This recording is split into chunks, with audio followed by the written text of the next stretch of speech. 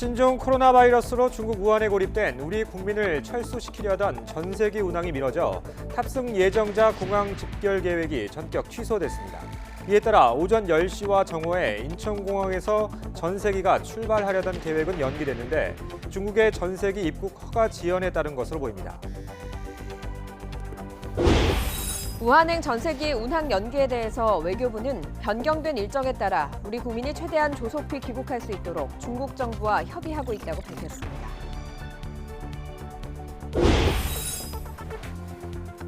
일본에서 중국 우한 여행객을 태우고 운전한 버스 기사에 이어 함께 탄 가이드도 신종 코로나 바이러스 확진 판정을 받았습니다. 또 중국 내에선 첫 외국인 감염자가 발생했다는 보도가 나왔는데 진원지인 중국 후베이성은 춘제 연휴를 다음 달 13일까지 연장하고 각급 학교 개학도 늦췄습니다. 세계보건기구가 한국 시각으로 오늘 저녁 긴급위원회를 다시 열어서 신종 코로나 바이러스 확산에 따른 국제적인 비상사태 선포 여부를 결정합니다.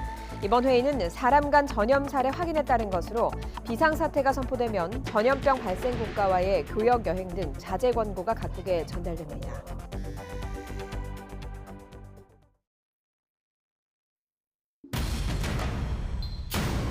전세기를 보내는 등 조치를 취하겠습니다.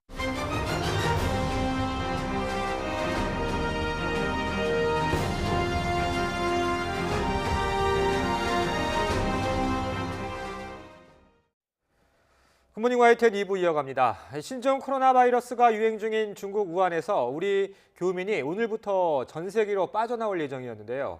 그런데 우한 총영사관에서 돌연 교민들의 공항 집결을 연기했습니다. 중국 측 허가가 지연되고 있는 것으로 전해지고 있습니다. 오늘 오전 출발 예정이었던 전세기도 일단 발이 묶이게 됐는데요. 현장에 나가 있는 취재기자 연결해서 자세히 알아보겠습니다. 임성호 기자.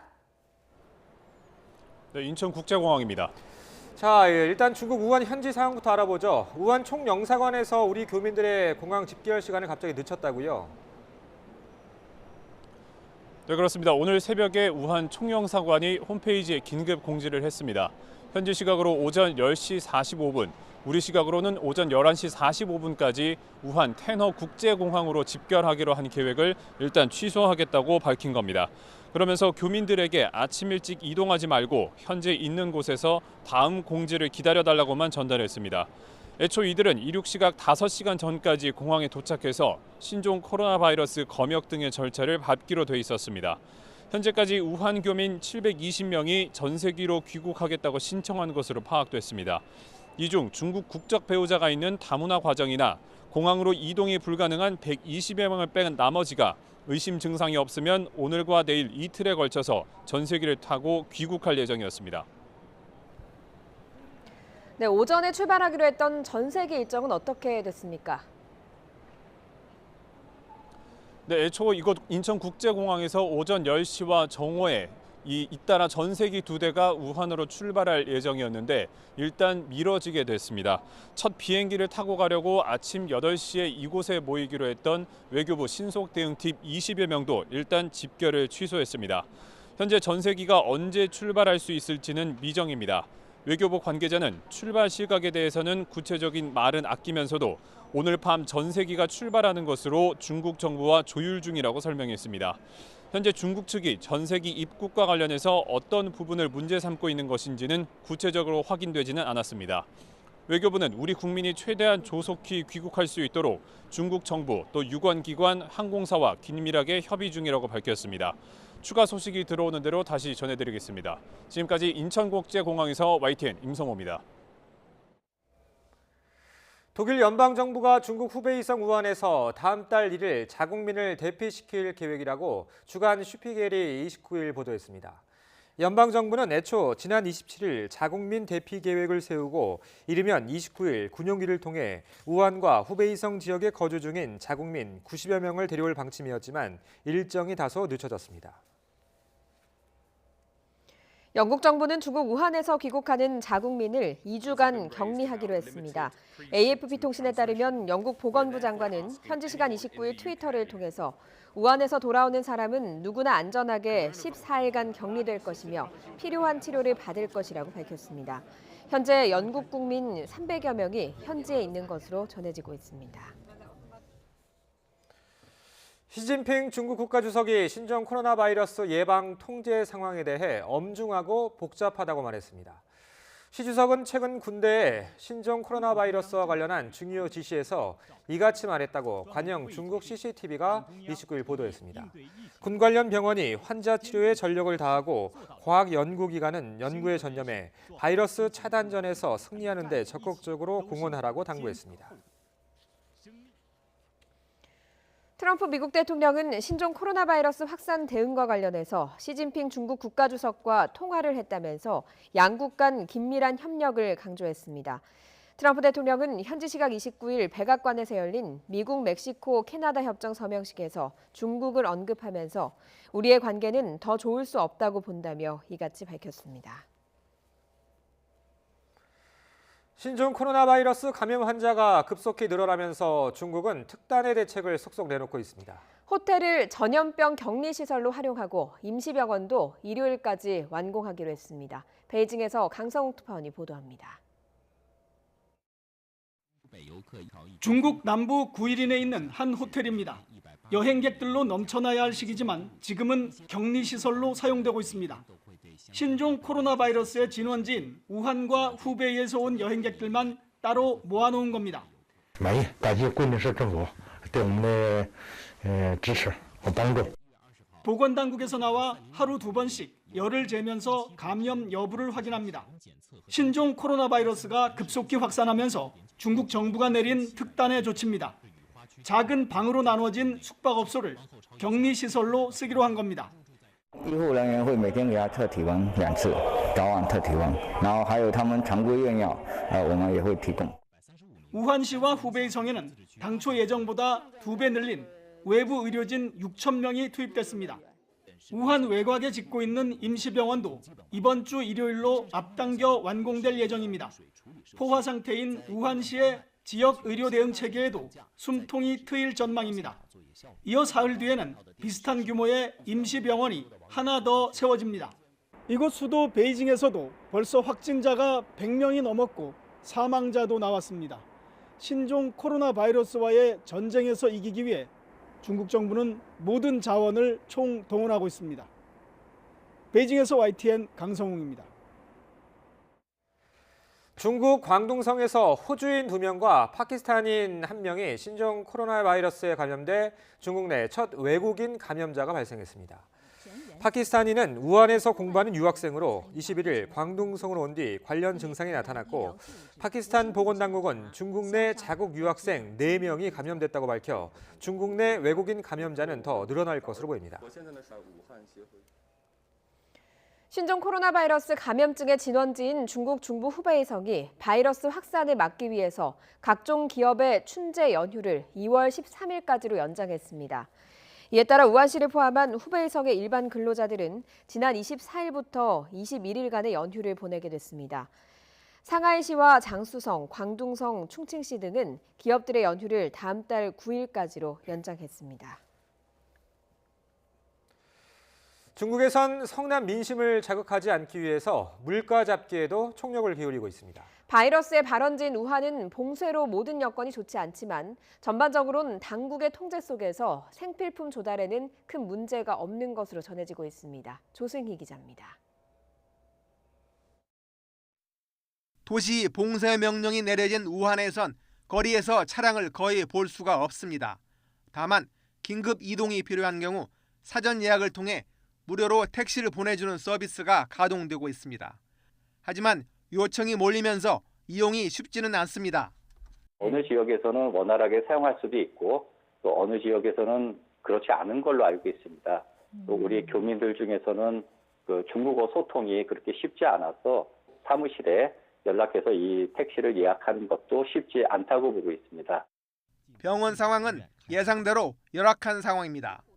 아직 그 우한 시내에 있는 대형 병원들도 원활하게 환자들을 받아줄 수 있는 상황이 아닌 것 같습니다. 정확하게 최종 판정을 받을 수 있는 진단 키트는 없는 걸로 알고 있습니다. 우한보다 상황이 덜 심각한 도시에도 마스크를 구하려는 시민들이 매일 장사진을 이루고 있습니다. 중국 당국이 10배 이상 폭리업체에 고액의 과태료를 부과하는 등 가격을 통제해 마스크 구입에는 아직 큰 문제는 없습니다.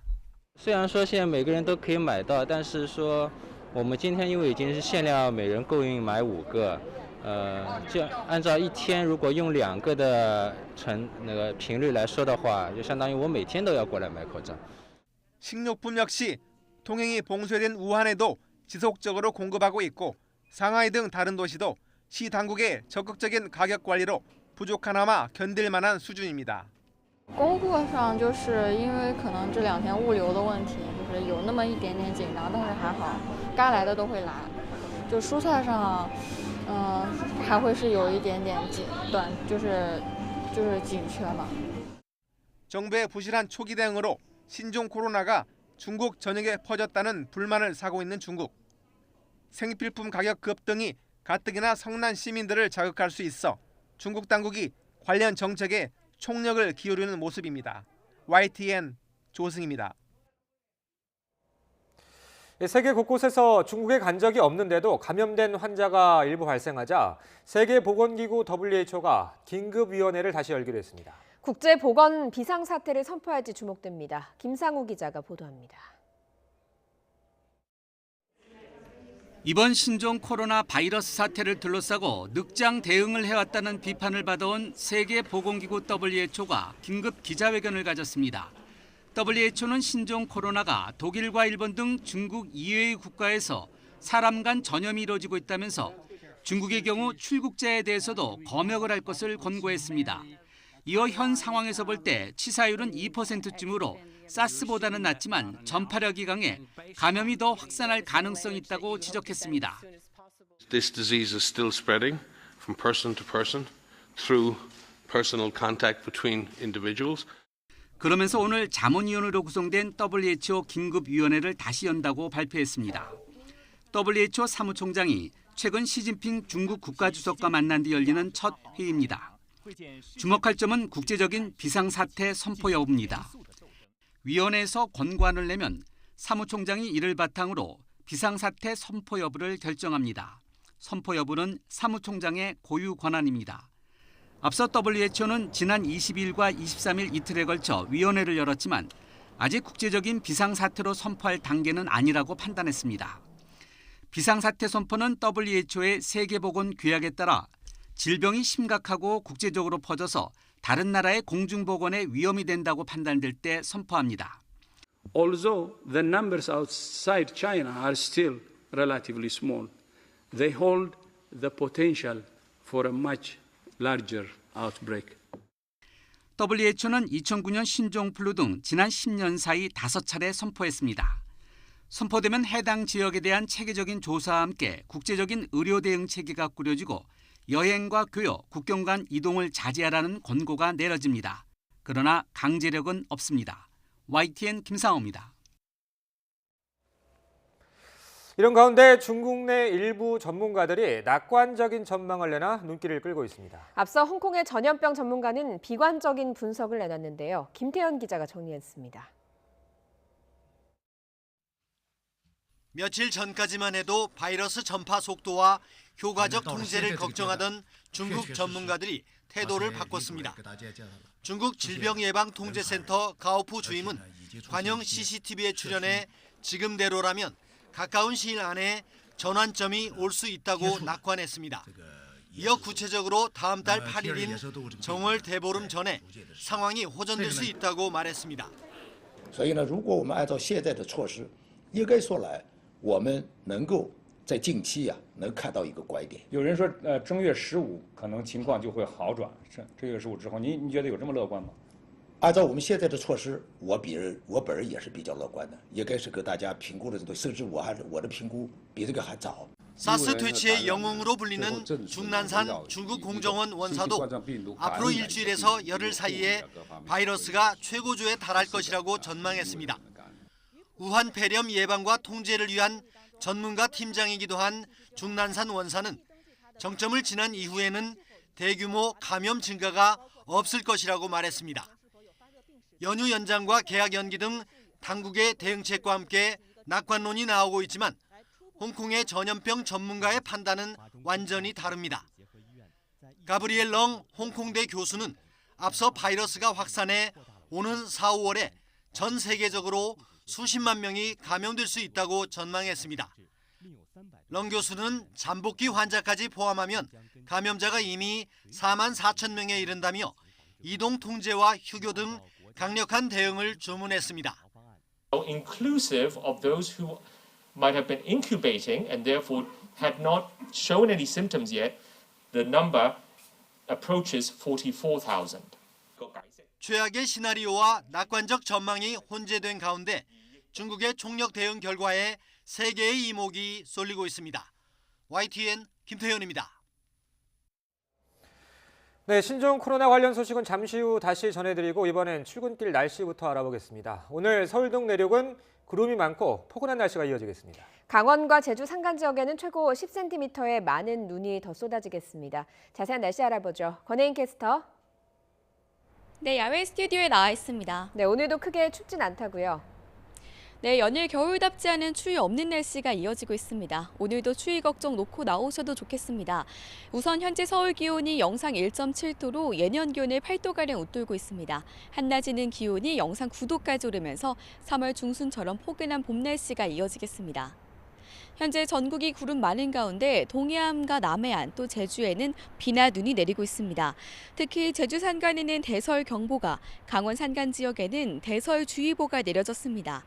내일까지 강원 산간과 제주 산간에는 최고 10cm의 큰 눈이 더 오겠고요. 강원 동해안과 경북 북동 산간에도 최고 5cm의 눈이 더 내리겠습니다. 충남 남부 내륙과 전북 내륙은 오후 한때 5mm 미만의 비가 조금 오겠고 그 밖에 남부 내륙에도 산발적으로 빗방울이 떨어지는 곳이 있겠습니다. 현재 기온은 서울이 1.7도, 대전은 3.3도, 광주 4.7도, 부산은 5.4도로 크게 춥지 않습니다. 낮 동안 기온이 10도 안팎까지 오르며 포근하겠습니다. 서울과 대구의 기온 9도, 대전과 광주 10도, 부산은 11도로 예년 기온의 4에서 7도가량 웃돌겠습니다.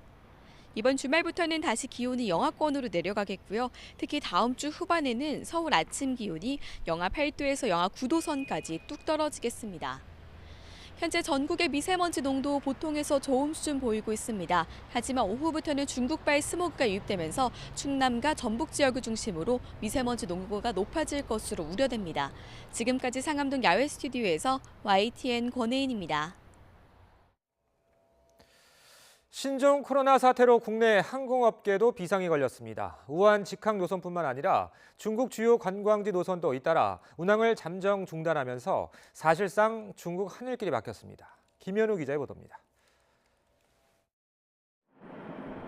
국적기 가운데 유일하게 중국 우한 직항 노선을 운행하는 대한항공. 신종 코로나 바이러스가 확산하자 설 연휴 직전인 지난 23일 인천 우한 운항을 중단했습니다.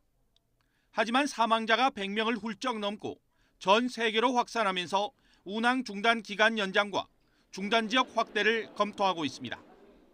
고객들의 안전을 위하고 중국 정부의 주요 관광지 폐쇄 등으로 인하여 일부 중국 노선에 대하여 공급 조정을 검토 중에 있습니다. 국내 항공사들의 중국 노선 운항 중단 행렬이 이어지고 있습니다. 에어서울은 국내 항공사 가운데 처음으로 우한이 아닌 중국 내 다른 지역 운항을 중단했습니다.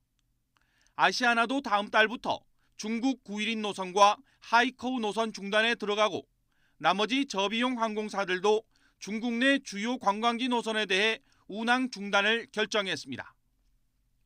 지난해 3분기 국내 항공사의 중국 노선 매출은 최대 20%에 육박했습니다. 항공사 입장에서는 알짜 노선인 셈입니다.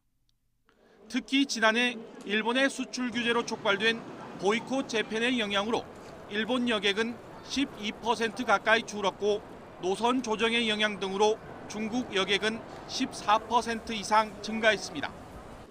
하지만 새해 초부터 강타한 신종 코로나 쇼크로 중국을 오가는 승객은 크게 줄 것으로 보입니다. 그만큼 항공업계의 시름이 다시 깊어지고 있습니다. YTN 김현우입니다. 중화권 관광객 비중이 높은 제주 관광업계도 위축되고 있습니다. 장기화할 경우 사드 사태에 이어 또다시 큰 피해가 우려되고 있습니다. 유종민 기자가 취재했습니다. 기암절벽과 푸른 바다가 어우러진 제주 성산 일출봉입니다. 간간히 비 내리는 날씨에도 관광객들의 발길이 이어집니다. 개별뿐만 아니라 가족 단위 단체 관광객도 눈에 띕니다. 중국 관광객도 간간히 볼 수 있습니다. 작년에는 일평균 570명이 찾아왔습니다. 금년에도 지금 한 500여 명이 지금 작년 수준과 같이 많이 찾아오고 있는 실정입니다. 하지만 곳곳에서 중국 관광객의 모습은 현저히 줄어들고 있습니다. 신종 코로나 바이러스 감염증 확산 우려 때문입니다. 지난 설 연휴 동안 제주를 찾은 중국 관광객은 8,900여 명으로 애초 예상보다 40% 가까이 감소했습니다. 이 때문에 제주와 중국 직항 노선의 평균 탑승률은 50%대로 떨어졌고 특급 호텔을 중심으로 예약 취소가 350여 건을 넘고 있습니다. 문제는 이후 단체 관광 전면 취소에 이어 개별 여행도 사실상 곤란한 상황이라는 것입니다.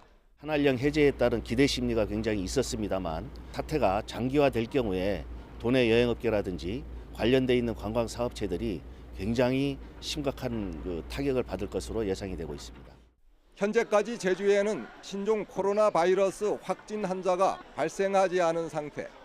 바이러스가 유입될 경우 관광시장이 더 위축될 수 있는 만큼 제주도는 검역과 방역을 한층 강화했습니다. 신종 코로나 유입 차단을 위해 최상의 단계의 비상체제에 들어간 가운데 공항과 항만에 대한 긴급 점검과 함께 중국 등 해외 입국자 등을 대상으로 모니터링과 추적 관리에 들어갔습니다. YTN 유종민입니다. 지방자치단체들도 대응책 마련에 분주합니다. 감염증 확진자가 나온 경기도는 공무원의 중국 출장이 금지됐고 각종 행사도 취소되거나 연기되고 있습니다. 김학무 기자의 보도입니다. 경기도 고양시와 평택시에서 신종 코로나 바이러스 감염증 확진자가 잇따라 나오자 경기도가 대책을 내놨습니다. 민관 합동 전문가 비상대책회의를 열어 마련한 겁니다. 우선 의심 환자를 신속히 확인하기 위해 현재 50곳인 선별진료 의료기관을 계속 확대하기로 했습니다. 현재 활동 중인 역학조사관 6명 외에 민간 역학조사관 5명도 추가로 임명했습니다.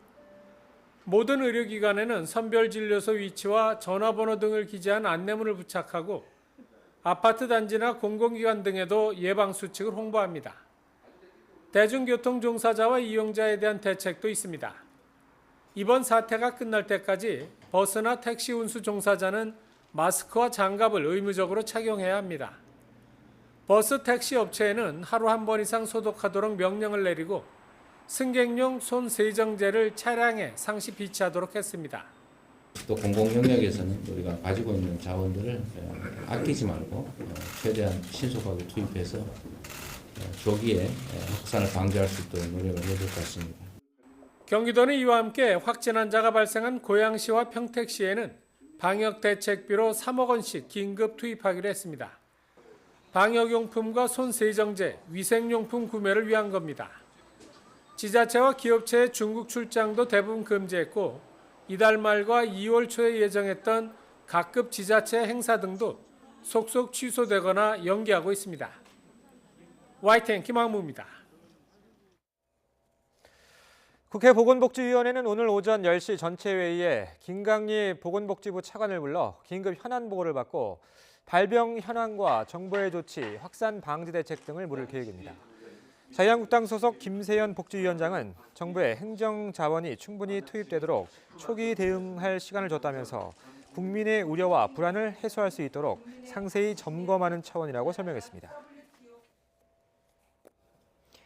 평택 지역은 국내 4번째 확진 환자가 발생한 곳이죠. 지역 주민들의 긴장감이 높아지고 있습니다. 확진자가 방문했던 공공장소는 소독 작업을 강화했고 시민들은 외출을 자제하는 분위기입니다. 나혜인 기자입니다. 버스터미널의 소독 작업이 한창입니다. 신종 코로나 바이러스 국내 4번째 확진자가 중국 우한에서 귀국하는 길에 이용한 사실이 확인되면서 연일 소독을 벌이고 있습니다. 1월 달에는 이제 수시를 좀 하려고. 지역에서 확진자가 나왔다는 소식에 평택 지역의 긴장감은 다른 지역보다도 높아 보였습니다. 크게 동요하는 시민은 없지만 거리 풍경은 눈에 띄게 한산해졌습니다. 저님은 엄청 들었어요. 지금 거기 저 병원에서 그거 독감이 나왔다고, 우리 여기에도 그게 왔다고 그래고 얘기하니까 모두 모인 자리를 안 나오고 그러는 것 같아요. 사람이 많이 모이는 곳은 물론 확진자가 다녀갔던 곳 주변은 특히 인적이 드뭅니다. 4번째 환자가 확진 판정을 받기 전 2차례 방문했던 병원입니다. 의료진 등의 격리 기간이 끝날 때까지 병원 문은 닫힌 상태이고요. 이후 하루에 한 번씩 소독 작업이 이루어지고 있습니다. 반면 선별진료소로 지정된 보건소는 가벼운 증상에도 찾는 사람이 많아졌습니다. 환자가 있다 막 이러면서 보도가 계속했어. 그러니까 본인들이 불안한 거야. 평택항은 아예 사태가 나아질 때까지 중국행 여객선 운항을 멈췄습니다. 유치원과 어린이집은 이미 임시휴원에 들어갔지만 부모들은 불안한 마음을 감출 수 없습니다. 그러니까 학부모들은 아이들이 아무래도 어리고 면역력이 좀 약하다 보니까 이런 거에 되게 불안감이 많거든요. 그러니까 기본적으로 조금 약간 이상한 징후가 보인다 그러면 병원에서 조금 철저하게 그런 걸 조금 더 신경을 써줬으면 하는 게. 평택시와 보건당국은 확진자가 다녀간 곳은 이미 소독을 마쳤고 접촉자들에 대한 역학조사도 진행하고 있다며 지나치게 불안해할 필요는 없다고 강조했습니다. YTN 나혜인입니다.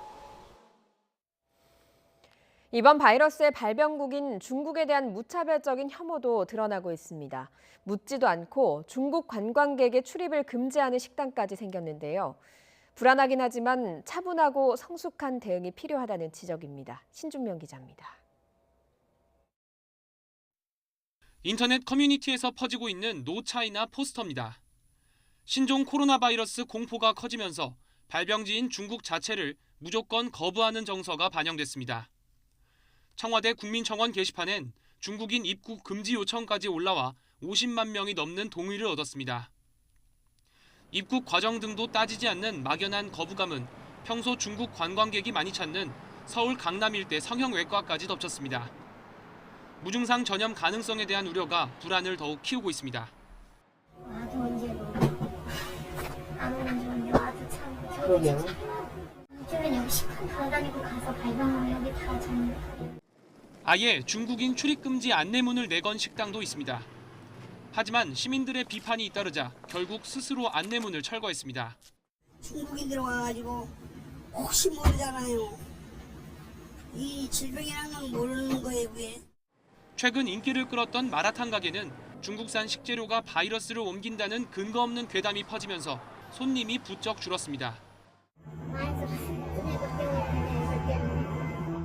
민주노총 산하 배달의 민족 라이더스 노조는 중국인 밀집 지역에 배달을 금지해달라고 사측에 요구했다가 된소리를 맞았습니다. 노골적인 혐오에 대한 비판이 쏟아지자 반나절 만에 사과했습니다.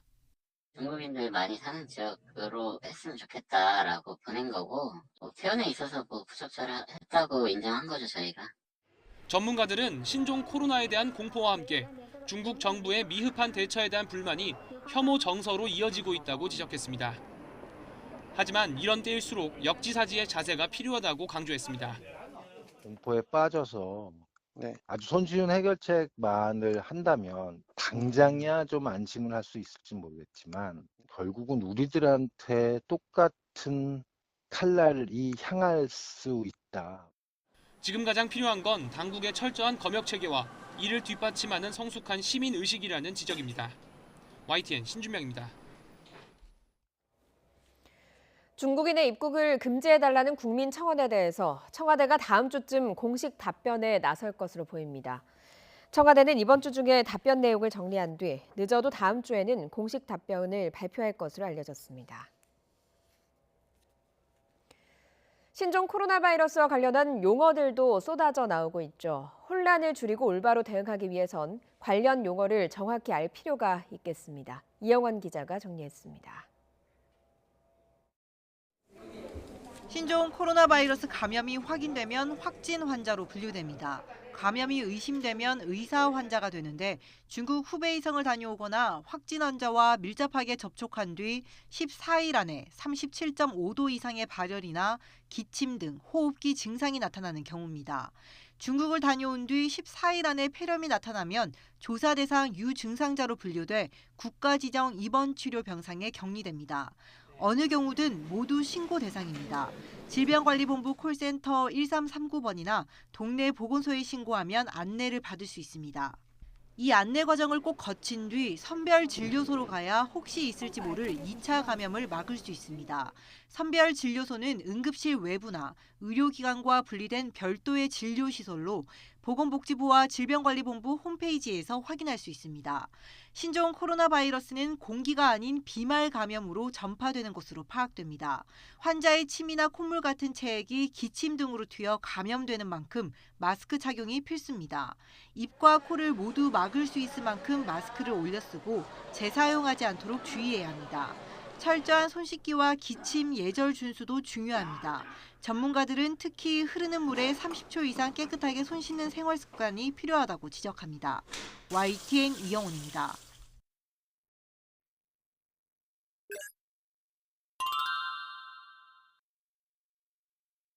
피부에 바이러스가 묻어서는 침투가 불가능합니다. 그러니까 우리 안면에서 약한 부위는 코하고 입에 눈의 점막입니다.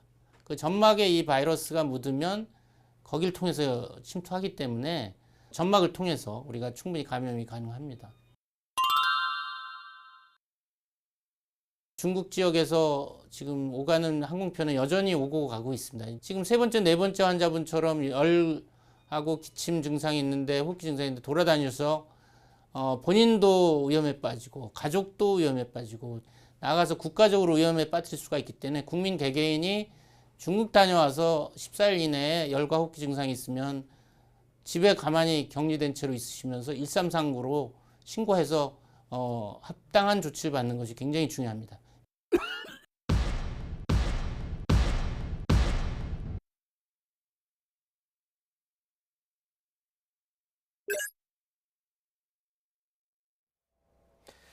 어제 저녁 경기도 이천 시내에 멧돼지 한 마리가 출몰했습니다. 멧돼지는 사진관에 난입해서 기물을 파손하며 소란을 피운 뒤 인근 야산으로 사라졌습니다. 차유정 기자의 보도입니다. 경기도 이천에 있는 한 사진관. 멧돼지 한 마리가 쏜살같이 난입합니다. 육중한 몸집으로 이곳저곳을 누비니 걸려있던 액자들도 떨어집니다. 어제 오후 6시쯤 경기도 이천시 창천동 시내에 멧돼지 한 마리가 나타난 겁니다. 상점을 돌아다니던 멧돼지는 한 사진관으로 들어가 유리창을 깨고 기물을 파손했습니다. 다행히 사진관 관계자는 얼른 몸을 피해 별다른 인명피해는 없었습니다. 경찰과 소방당국이 포획에 나섰지만 멧돼지는 인근 야산으로 달아나 버렸습니다.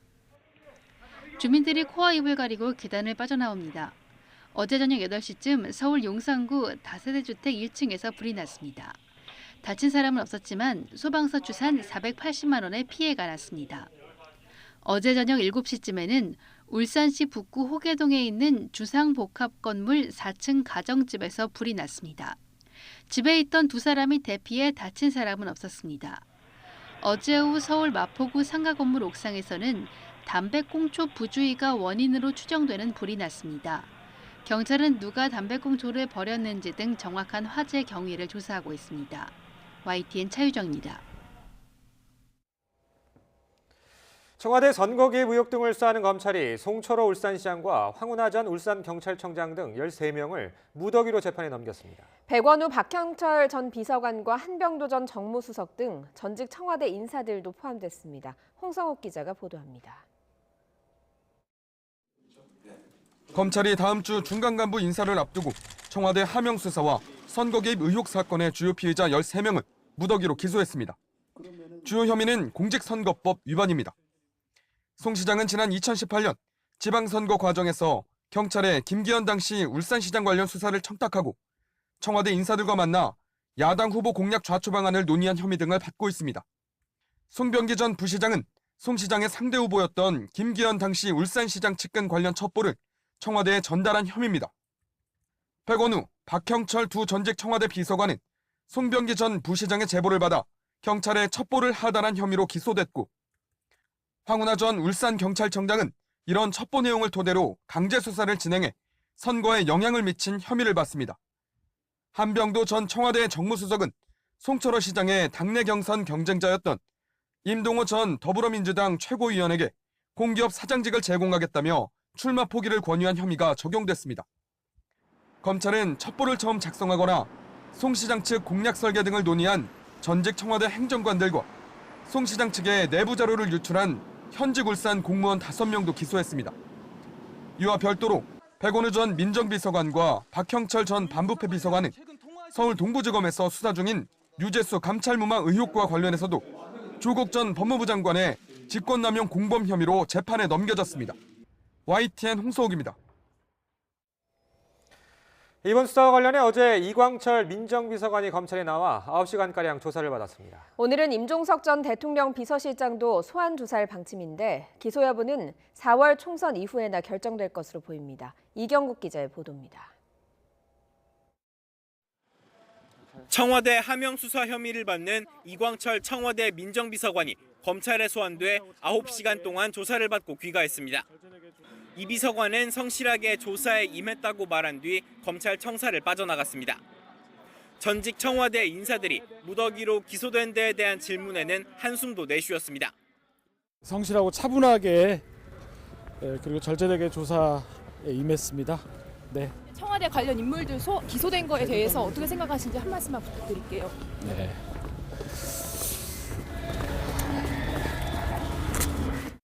이 비서관은 지난 2017년 김기현 전 울산시장 측근 관련 첩보가 경찰에 전달되던 당시 청와대 민정비서관실 선임 행정관으로 재직했습니다. 검찰은 이 비서관이 당시 백원우 전 민정비서관과 함께 송병기 전 울산 부시장의 제보를 재가공해 경찰에 전달하는 과정에 깊이 관여한 것으로 의심하고 있습니다. 선거 개입 의혹이 제기된 청와대 인사 가운데 최고위층인 임종석 전 대통령 비서실장의 소환 조사도 임박했습니다. 임 전 실장은 자신의 SNS를 통해 검찰 조사에 응하겠다는 뜻을 밝혔습니다. 임 전 실장은 지난 2018년 지방선거 당시 송철호 시장의 출마와 후보 단일화, 공약 설계 등에 개입한 혐의를 받고 있습니다. 임 전 실장은 이번 사건이 수사가 아니라 정치에 가깝다며 정치적 목적을 위한 검찰권 남용이라고 윤석열 총장을 비판했습니다. 앞서 검찰의 소환 요청에 불응했다는 언론 보도도 사실이 아니라며 강력한 유감을 표한다고도 했습니다. 검찰은 임 전 실장과 이 비서관은 선거에 미칠 영향을 고려해 오는 4월 총선 이후 처벌 여부를 결정할 방침입니다. YTN 이경국입니다.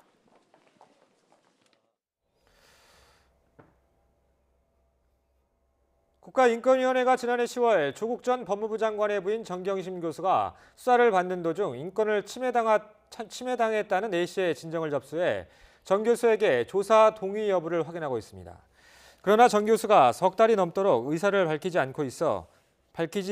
밝히고 있지 않아 최근 A씨에게 사건 처리 지연 통지를 발송했는데 정 교수가 조사에 동의하지 않거나 끝내 의사를 밝히지 않아 조사가 어려워지면 진정은 각하될 수 있습니다. 박근혜 정부 시절 문화예술계 특정 인사를 지원 대상에서 배제하기 위한 이른바 블랙리스트 작성을 지시한 혐의로 재판에 넘겨진 김기춘 전 대통령 비서실장에 대한 대법원 판단이 오늘 내려집니다. 전원합의체는 김 전 실장 판결을 선고하면서 직권남용죄와 관련해 법적인 정의가 분명하지 않다는 지적이 제기돼 온 직무상 권한 범위에 대한 판단도 내릴 것으로 예상됩니다. 더불어민주당이 총선 제3호 공약으로 청년과 신혼부부를 위한 맞춤형 도시조성 계획을 내놨습니다. 자유한국당은 현 정부가 검찰을 장악하려 한다며 검찰총장의 임기를 대폭 늘리는 방안을 포함한 검찰 관련 공약을 발표했습니다. 정당별 공약 발표가 잇따르는 가운데 4월 총선 프레임도 갈수록 선명해지고 있습니다. 김대근 기자가 보도합니다. 더불어민주당이 강조한 총선 공약의 핵심은 생활 밀착형입니다. 이런 기조에 따라 민주당은 청년 신혼부부를 위한 맞춤형 도시를 3호 공약으로 내세웠습니다. 수도권 3기 신도시의 교통중심지와 서울 용산 등에 청년 신혼부부를 위한 주택 10만 호를 공급한다는 계획입니다. 무료 와이파이를 확대해 가계 통신비 부담을 줄이고 탄탄한 벤처기업을 키워 일자리를 늘린다는 125 공약과 마찬가지로 민생을 화두로 던졌습니다. 저희 당은 이러한 약속을 통해서 청년과 신혼부부가 행복한 맞춤형 도시 주토피아를 이루어 청년과 신혼부부의 주거로 인한 불안과 걱정을 해소하도록 하겠습니다. 지금까지 나온 자유한국당의 총선 공약은 검찰개혁에 무게를 두고 있습니다. 이번엔 현재 2년인 검찰총장의 임기를 대통령 임기보다 긴 6년으로 늘리고 검찰청 예산과 인사를 법무부로부터 독립시키는 방안을 내놨습니다. 앞서 공수처 폐지를 1호 공약으로 발표했다. 노동시장 개혁 등 경제정책을 진짜 1호 공약이라며 선회했는데 다시 검찰개혁 카드를 꺼낸 겁니다. 최근 현 정부 핵심 인사들에 대한 수사가 진행되는 가운데 이뤄진 검찰 직제 개편과 대규모 인사를 지적하며 정부 비판 여론을 자극하겠다는 전략으로 보입니다. 문재인 정권에 의해 노골적으로 훼손되고 있는 검찰의 정치적 중립성과 독립성을 제도적으로 강화하여 검찰이 공정하고 정의로운 검찰, 국민을 위한 검찰로 바로 설 수 있게 하여 사법 정의를 구현하겠습니다. 불평등 해소를 기치로 내건 정의당은 최고임금을 최저임금과 연동해 한계를 두는 최고임금제를 제3호 공약으로 발표했습니다. 현재까지 모습을 드러낸 민주당과 한국당의 공약을 보면 민생 대 검찰 장악 저지의 구도가 짜여지고 있습니다. 총선이 70여일 앞으로 다가온 가운데 여야의 프레임 전쟁은 갈수록 더 선명해질 것으로 보입니다. YTN 김대근입니다. 바른미래당 안철수 전 의원이 결국 탈당을 선언했습니다. 안 전 의원은 기자회견을 열고 손학규 대표의 기자회견 발언을 보면서 당 재건의 꿈을 접었다며 이같이 밝혔습니다. 안 전 의원은 바른미래당을 재창당해 자기 편만 챙기는 진영 정치를 실용 정치로 바꾸고 합리적 개혁을 추구해 나가려 했지만 이제는 불가능하다는 결론을 내렸다고 설명했습니다. 자유한국당 황교안 대표는 안철수 전 의원의 바른미래당 탈당과 관련해 헌법과 시장경제를 존중하는 가치가 같다면 다 같이 뜻을 모으는 게 필요한 때라면서 거듭 손을 내밀었습니다. 황 대표는 문재인 정권과 싸워 이기기 위해 자유우파와 자유시민의 대통합이 필요하고 똘똘 뭉쳐 폭정에 맞서야 한다면서 이같이 밝혔습니다. 보수 통합 논의 속에 김문수 전 경기지사가 신당을 창당하겠다고 밝혔는데요. 한국당 김무성 의원이 비루한 몰락을 맛보게 될 거라고 강하게 비판했습니다. 들어보시죠. 지금 당장 창당을 중단하고 우파 통합 대열에 무조건 참여해 줄 것을 여러분의 애국심에 호소합니다. 통추위에서도 광장 세력이 참여할 수 있는 필드를 확보해 주기 바랍니다. 우파 보수의 통합에 반대하거나 회방을 놓는 정치인들은 4월 총선이 지난 후에는 어디에도 발을 붙일 수 없는 비루한 몰락을 맛보게 될 것임을 경고합니다. 유럽의회가 현지 시각 29일 영국의 유럽연합 EU 탈퇴 협정을 비준했다고 AP통신이 전했습니다. 영국의 EU 탈퇴, 브렉시트를 위해 남은 마지막 절차였던 유럽의회 비준이 완료됨에 따라 영국은 예정대로 오는 31일 오후 11시를 기해 EU를 탈퇴하게 됩니다. 이로써 2016년 6월 브렉시트 국민투표 이후 3년 7개월 만에 3명의 영국 총리의 손을 거쳐 마침내 브렉시트가 현실화됩니다. 일가족 6명이 숨진 펜션 사고를 계기로 동해시가 미신고 숙박업소에 대해서 집중 단속을 시작했습니다. 하지만 불법업소라는 걸 알고도 제대로 대처하지 못해서 경찰 수사까지 받는 상황에서 뒷북 행정이란 비판이 나오고 있습니다. 송세혁 기자입니다. 사고 펜션 인근에 있는 3층짜리 건물에 동해시 단속반이 들어갑니다. 객실은 모두 7개, 펜션 이름을 내걸고 7년째 불법 운영하고 있습니다. 연면적이 230제곱미터를 훌쩍 넘어 농어촌 민박으로 신고하지 못한 겁니다. 주거지역인 탓에 모텔 같은 숙박업소로 용도도 바꿀 수 없습니다. 하면서도 불안하죠. 아무래도 사고라도 나지 않을까 이런 것도 항상 불안해서 또 객실을 10여 개나 갖춘 이 건물 역시 신고하지 않은 숙박업소입니다. 단속반이 나타나자 업주는 지난해 말 적발된 뒤 영업을 중단했다고 말합니다. 하지만 업주의 말과 달리 온라인에선 여전히 예약을 받습니다. 네, 현재 2월 1일자 잔여 객실 남아있는 것으로 확인되고 있고요. 동해시는 모니터링과 현장 조사 등을 통해 불법 영업이 의심되는 업소에 대해 단속을 강화하기로 했습니다. 시정 조치를 했는데도 안 할 시에는 그 관계 법령에 따라서 그 업소를 폐쇄 조치는 물론 사법기관에 고발 조치할 예정입니다. 현재 이용객들이 불법 업소인지 아닌지 알려면 직접 지자체에 물어보거나 영업 신고증을 확인해야 합니다. 단속 강화도 중요하지만 인터넷 예약 사이트에 영업 신고증 게시를 의무화하는 등 제도 보완도 필요해 보입니다. YTN 송세혁입니다. 서울 주요 도심과 관광 명소만 운행하는 도심 순환버스가 운행을 개시했습니다. 도심에서 배출가스 5등급 차량 운행이 제한되면서 시민들이 겪을 불편을 최소화하기 위한 조치지만 기존 시내버스 노선을 보완하는 역할도 기대됩니다. 이상순 기자입니다. 노란색으로 단장한 버스들이 일제히 출발합니다. 명동과 서울역, 인사동, 경복궁 등 주요 도심과 관광 명소를 연결하는 녹색 순환버스입니다. 모두 27대가 4개 노선에서 새벽 6시 반부터 밤 11시까지 운행합니다. 궁하고 동대문이나 남대문 시장을 돌기 때문에 관광객들이 좀 많이 타지 않을까라는 생각이 좀 듭니다.